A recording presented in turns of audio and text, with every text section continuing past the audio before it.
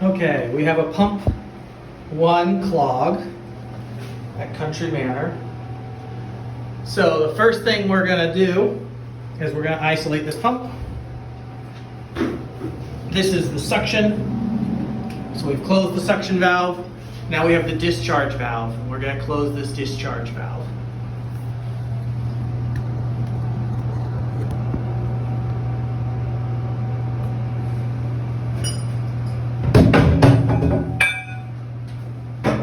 We'll do that by undoing this little T-screw.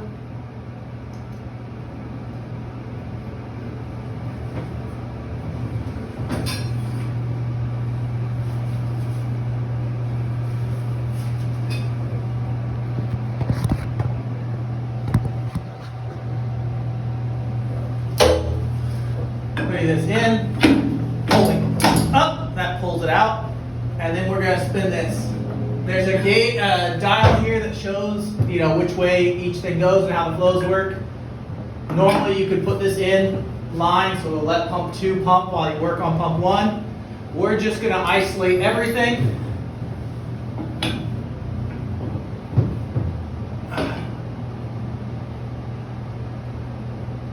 Yeah, we're just going to isolate everything and then do the pump. Okay, now that the discharge and the suction has been isolated, we can hook up our drain line, move this out of the way. So we're going to open up this little footpath.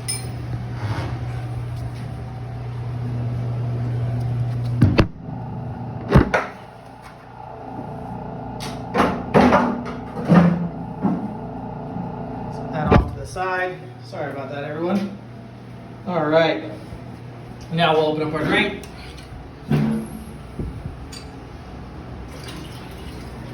That's our sump pump. We're going to make sure it actually pumps before we start draining. Now this won't drain because it's airlocked now, so we need to supply air to the system. So opening up this valve will let air get through, and it'll start to slowly drain. And then we can also open this, and that will finish our drain. Give us a little bit more air to work with. Dead low.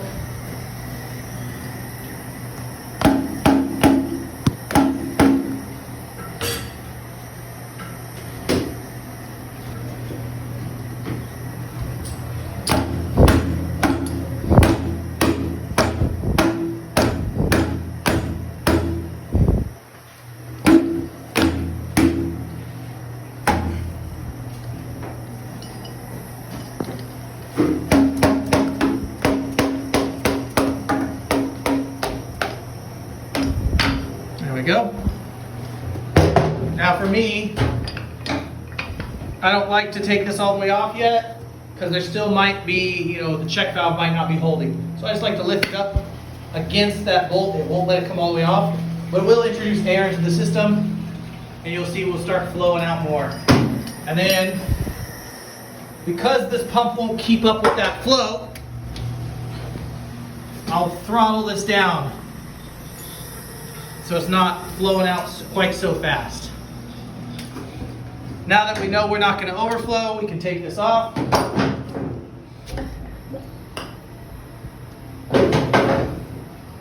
See, it would have been bad if that came up and out, but we don't have to worry about that now because we drained it just a little bit.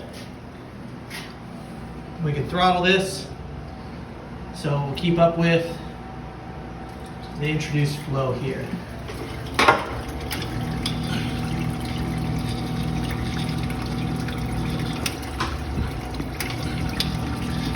And all I'm doing right now is looking up on that control float to manually override it.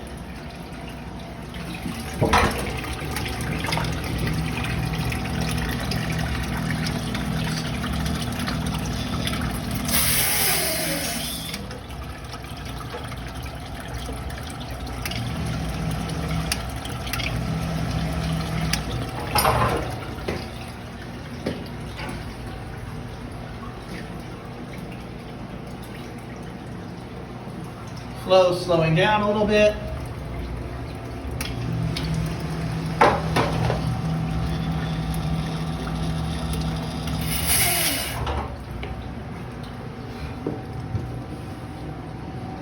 See the flow slowing down. We're getting close. So now we can take these guys off. These aren't supposed to be on very tight, just a little like hand tight, and then as the pump runs, it tightens them up a little bit as it pushes against them. So when you put them back on, you just put them back on hand tight.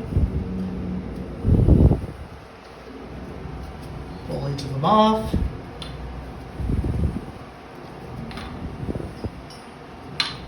Set them to the side. Our flow is down to almost nothing, you'll notice. So now we'll grab our pry bar.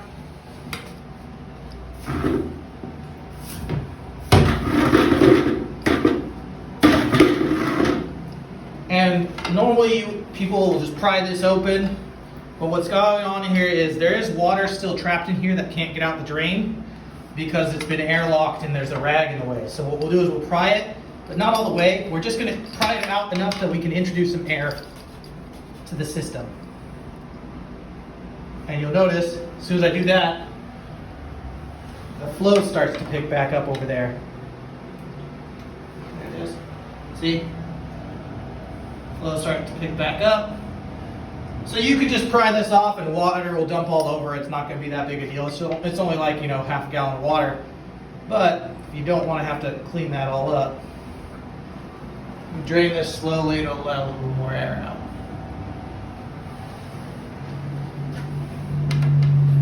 But here's what would look like. If you sit there and feather that slowly and surely, you can drain 90% of that out of the way. All right, this is where it's gonna get messy, so let me just try and get you guys to watch this, but well, I guess we'll just do it. Well, let's get some gloves on first. This is gonna get pretty gross. So.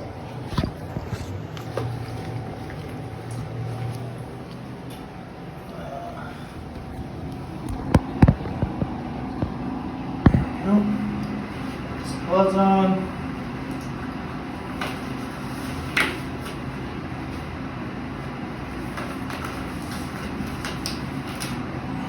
Lovely.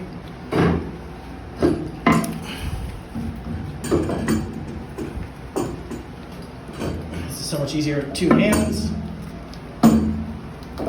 There we go. So you can just set this down right here. And then we get our clog. Just a bundle of rags. So we'll grab a pair of pliers. Grab it. Pull it out.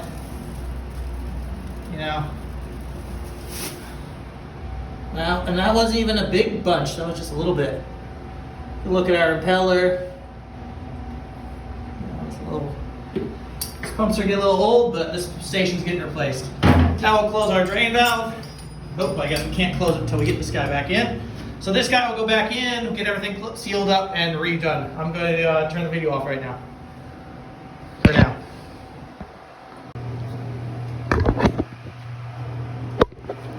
Alright, part two. Everyone still here?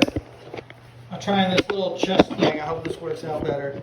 Alright, so now that everything is closed back up, our drain line is closed, suction's still closed, discharge is still closed. We're going to open the discharge. Well, first we're going to put the stairs back. So let's grab our stairs.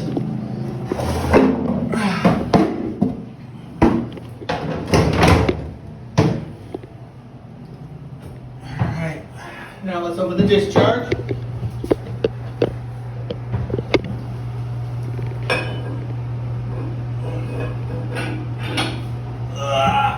There we go.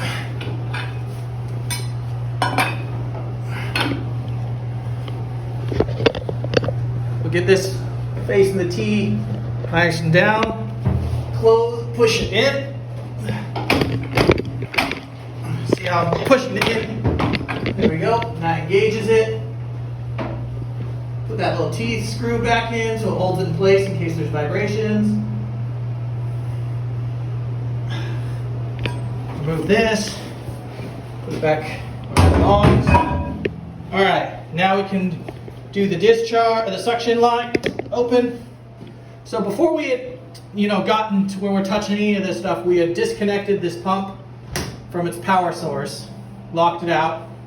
And this is only done down here. No one messing with anything up top will affect this. Like you lock it out here, it's locked out. And so you're maintaining control of that. All right, so now we have suction, we have discharge, we are ready to run the pumps. Can you check the flow? Ricky! Go. Check the flow! Okay. Running pump number 1. Turn this to run.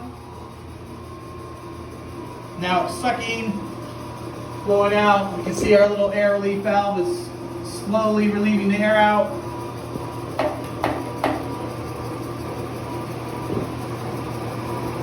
What's the flow?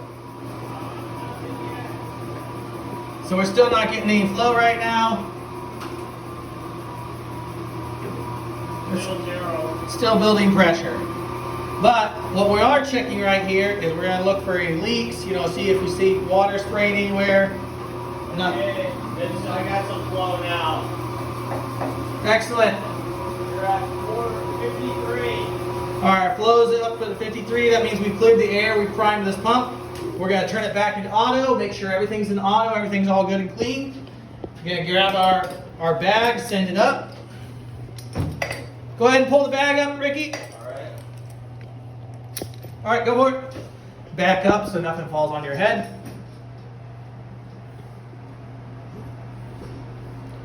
And that's that.